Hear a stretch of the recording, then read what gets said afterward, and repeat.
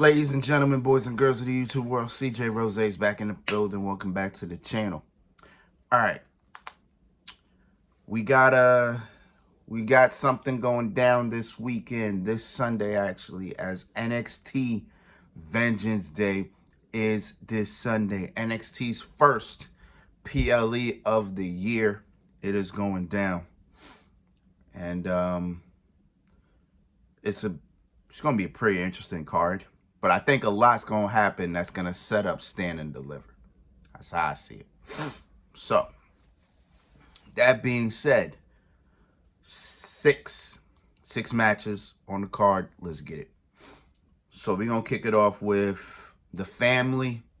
That's Tony D'Angelo, Channing Stacks, and I think her name is it Adriana Rizzo? Something like that? Or I was just say Rizzo at this point.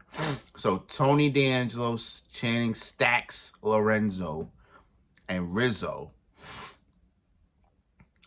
D'Angelo, Lorenzo, and Rizzo. Hilarious. Taking on Out the Mud. I still don't know how to say them boys' names. But they also got what's his name? Jaden Parker. Or Miss Parker. Miss Parker, you know.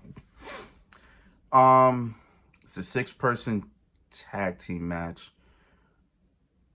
I don't know if OTM is going to be the team to take these titles off the family. It seems like they're having a lot more interaction with them than anybody else, which I find to be pretty interesting.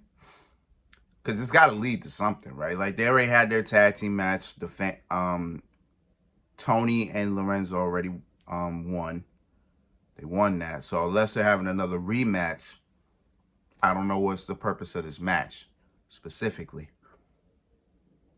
But it can sway it can sway two different ways. Either the family wins and that's it, or OTM wins and we probably get another shot. They probably get another shot at those tag titles. I think this is probably more to showcase Rizzo and Parker. I think that's probably another reason why this match is going down. I think that's to showcase them, see what they can do. And then once we see what they can do, then maybe we could put them out there for matches or whatever the case is. Who do I have winning, though? I don't know. But I guess I'll throw it out there. I'll probably say I got the family winning. Just like that. All right. Dijak, Joe Gacy, no disqualifications. I don't know what to make of this Joe Gacy character. I think he's just trying to find his place now that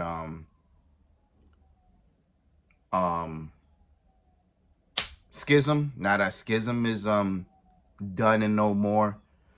I think they're really trying to find their place. Or his place. I'm sorry, he's trying to find his place.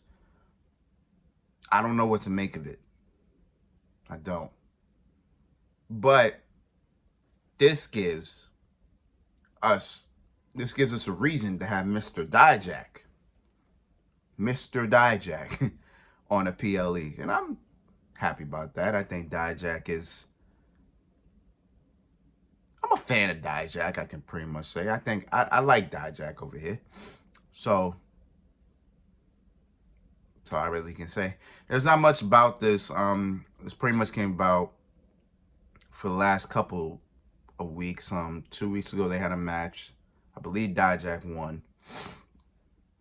And then this past Tuesday, Joe Gacy walked up to where Dijak, does all his promos and whatnot, and they just start brawling.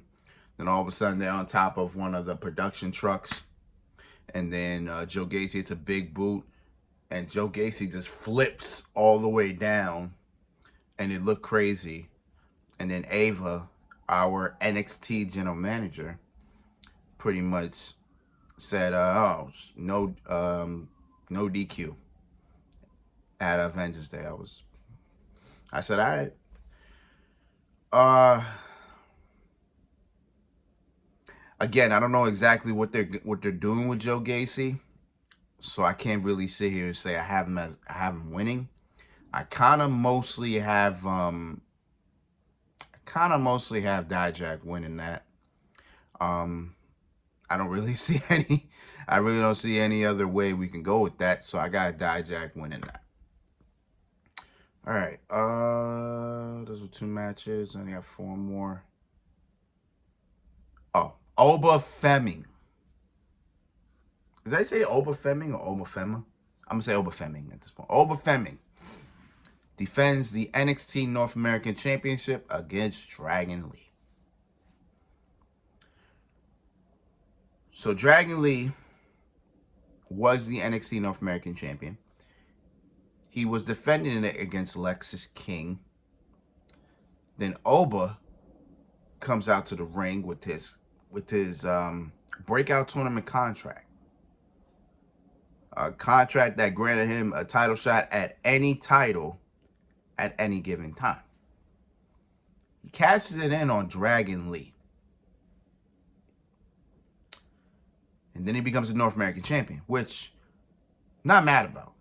I'm not mad about the fact that he's a champion. I'm mad at the fact that on that same night, Lexis King and Oba Fleming had a talk. And he even told Lexis told Oba, he was like, you could be the next NXT champion. He said Oba was focused on the North American title. It pissed me off because Lexis gave him a push. You know what I'm saying? He said, hey, man, there you go. You know what I'm saying? He just gave him a little push like, hey, NXT title, what's up? You know what I'm saying? He didn't take that. So I was just like, eh, you know, but it is what it is at this point. Don't think I ever gave you my opinion on Oba Fleming. It's not much to say. That boy is 23 years old, built like a 40-year-old. I believe he wakes up, cuts down a oak wood tree, and bench presses it 10 times a day. I'm convinced that he goes out and he pulls trucks. He wraps a rope around a truck and pulls it from one end to another. Like I'm convinced this man has the biggest blender in the world and drinks something. Like come on, bro. Like you don't manufacture 23-year-olds like that, bro. That man's 23. And that man bigger than me. He's 23. I'm his age backwards. Like, yo, it makes no sense. I'm his age backwards. Like, what the hell? Like, yo, I don't understand, bro. It makes no sense. But I got Oba Fleming winning. I definitely got him winning. I don't think there's a world where he loses. I don't think there's a world where that man loses. I got him retaining. I don't know why Dragon Lee's on NXT. Maybe after this he just goes back to SmackDown. I don't know. I don't know. But hey, he's there. All right. Lyra Valkyria defends her NXT Women's Championship against Roxanne Perez. Perez got her shot by winning a Battle Royal. And here we are. We're just counting the days until Roxanne Perez hits that main roster. I told you it's happening this year. I told you it's happening this year. Like, regardless of how you feel, regardless of how you say it, it's happening this year. If it doesn't happen this year, I'm going to lose my ever-loving mind. 100%. I'm going to lose my mind and say to myself, what is wrong with people? You understand? With that being said, I got Lyra winning. Should be a great match. Solid match. But I got Lyra winning. Been trying to figure out how I feel about her being the NXT Women's Champion, because it just feels like it's still out the blue. Either she was the one that beat Becky Lynch. It feels out the blue, but I've been okay with it. I've been pretty all right with it. I mean, nothing's changed. Nothing's been different. You know what I'm saying? Just been okay with it. That's about all I really can say. Yeah, I got a lot of winning. Hasn't been much to this, so it is what it is. So these last two matches, I feel like are gonna correlate with each other. So we got the Dusty Cup Classic final between Braun Breaker and Baron Corbin versus Trick and Mellow Gang. Okay. Before I even get into this, Braun Breaker. I need to talk about my boy real quick. I need to talk about my guy real quick. Braun Breaker. Went to the Royal Rumble. Put on one hell of a performance. Just showed that I think he showed us pretty much what I've been saying for the longest. It's time for him to move on up to the east side, to a deluxe apartment in the sky. You know what I'm saying? It's time for him to go to the main roster, man. It's about time. It's been about time for a long time.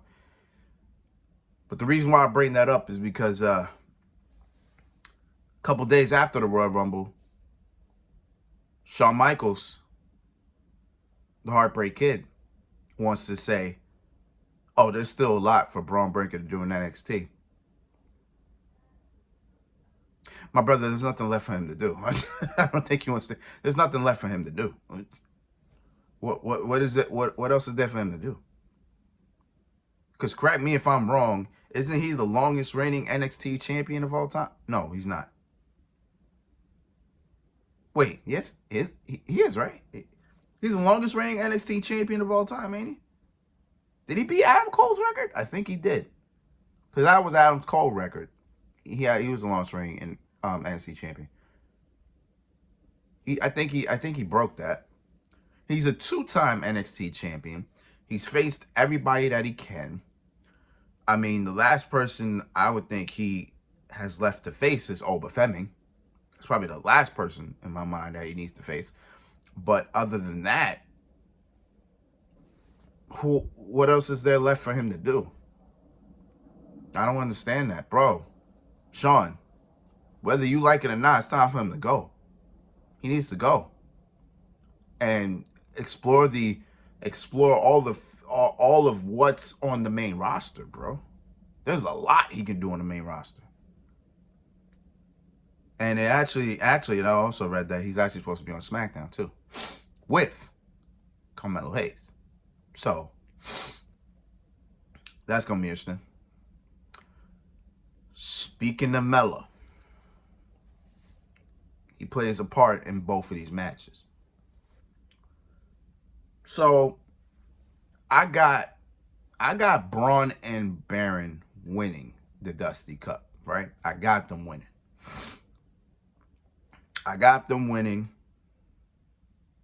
And then, okay, I got Baron and Braun winning. Carmelo Hayes is going to feel so bad because he might be the one that takes the pin, right? Actually, he kind of has to be the one to take the pin because Trick really can't lose. He can't be the one to get pinned, especially on this night. So I got Braun and Baron winning. Melo takes the pin. He feels so bad that he let Trick down that he says he's going to help him in the main event, or he's got his back in the main event. Trick's going to be like, nah, I got to do something on. Which leads us to the main event, as Ilya Dragunov will defend the NXT Championship against Trick Williams. And this will be the time where Carmelo Hayes betrays Trick Williams. Which sucks that we are here at this point because Carmelo Hayes is essentially on SmackDown at this point. So Carmelo's a face at this point in time, right? He's gonna turn to a heel on Sunday. How is that gonna reflect him on SmackDown? Because let's not act like some of the SmackDown audience are not gonna notice that. They might boo him out the building next Friday. Not tomorrow. Next Friday. Next Friday, I promise you. Because I already see Dragunov maybe going for something. Then Melo comes out. He's gonna stay out there for a minute. Then Trick Williams hits the knee, right? He hits that the knee finisher that he got, right? And then he goes for the cover. 1, 2. Ref gets pulled out by Carmelo. And then Melo just stares at Trick. And then Trick is confused. And, commentary, Vic Joseph like, what are you doing, Melo? Something like that. And then Trick confronts him, like, what you doing, man? Then Melo pops him. And then I think Dragunov goes for the Torpedo Moscow or the H-Bomb, whichever one. 1, 2, 3, Dragunov retains. I don't really have Trick Williams winning. I never had Trick Williams winning. I never had him beating Dragunov. Unless they decide to pull the trigger on Trick Williams. Unless they decide to make him NXT champion and then maybe have his big ass celebration. The crowd go crazy like, whoop, that Trick. The crowd's going crazy. Book's like, yeah, I like it. He doing that. Then Carmelo comes out to congratulate his guy. He's like, yeah, good shit, yeah. And then boom, he does a clothesline and starts beating the hell out of Trick, and then turns his back. And then then we get the explanation on Tuesday. This can go two different ways. I think it can go two different ways. Either Carmelo Hayes,